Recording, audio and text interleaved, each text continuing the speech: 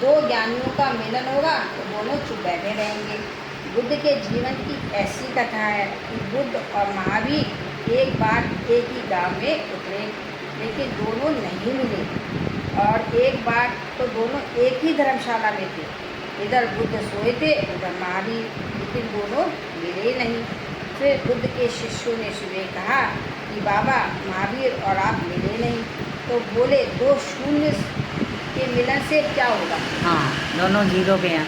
दो शून्य के मिलन से क्या होगा, महाशून्य का कोई अंक हो तो मिलने वाला नहीं।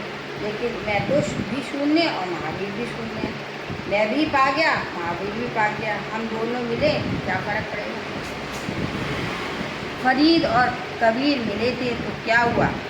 फरीद और उनके 50 शिष्य काशी के पास से निकले तो शिष्यों ने जिद की फरीद के सामने कि कबीर से मिले। आप दोनों इतने बड़े संत मिल जाएं तो हमको कितना लगेगा। तो फरीद ने कहा कि मिलने में मुझे कोई तकलीफ नहीं है, लेकिन चर्चा हो कि ना हो मैं कुछ कह नहीं सकता। यहाँ कबीर को सबने कहा कि फरीद निकल रहे हैं, हम उनको बुलाएं। कबीर ने पूछा क्यों। शिष्य बोले आप दोनों महात्मा बैठेंगे कैसी चर्चा होगी। कबीर बोले बुलाओ जरूर, हम आदर करेंगे, लेकिन चर्चा हो ना हो ये कह नहीं सकता। दोनों के शिष्यों ने दोनों को मिलवा दिया। 3 दिन तक दोनों बैठे रहे आमने सामने, देखते रहे। शिष्य हैरान हो गए, न खाना न चाय पानी न सोना, ये कैसा सत्संग। 3 दिन तक ऐसे ही बैठे रहे। कभी फरीद कबीर के सामने देखते तो कभी फरीद के सामने। कभी कबीर की आंखों में आंसू आए तो कभी फरीद की आंख में। कभी फरीद मुस्कुराएं तो कभी कबीर मुस्कुराएं। शिष्य कहते हैं कमाल है, हमने क्यों ये मुलाकात करवाई। और 3 दिन के बाद जब चलते हैं तो शिष्य मंडल बड़े नाराज। कबीर के शिष्यों ने कहा कि बाबा इसलिए मुलाकात करवाई थी, 3 दिन का अनशन करवा दो, ना कोई चर्चा ना कोई सत्संग। कबीर ने कहा मैंने पहले ही कहा था कि कोई अवकाश नहीं है चर्चा का। तो पूछा क्यों नहीं है। बोले मैं तो जानता था, भाई फरीद जानता था, फिर क्या बोले।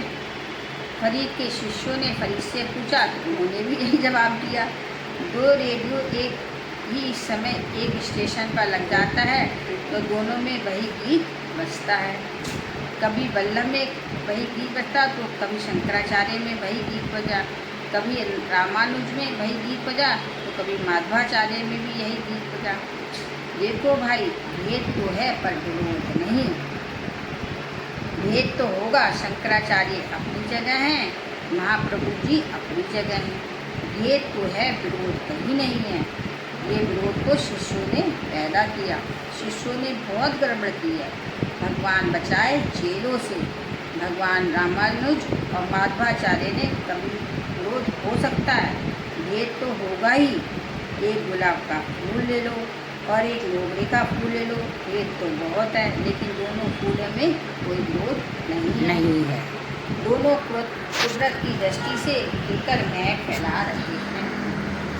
ये बता, जब वो दोनों बैठे रहे 5 दिन तक, 3 दिन तक 3 दिन तक तो उसके बाद उन्होंने कहा इस मीटिंग का कोई अनशन सी हो गई। उसके बाद क्या हुआ।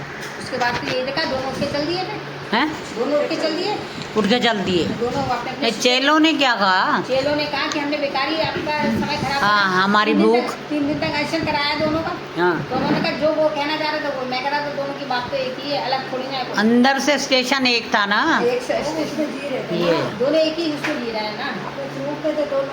चलो क्या बहुत बात? बढ़िया।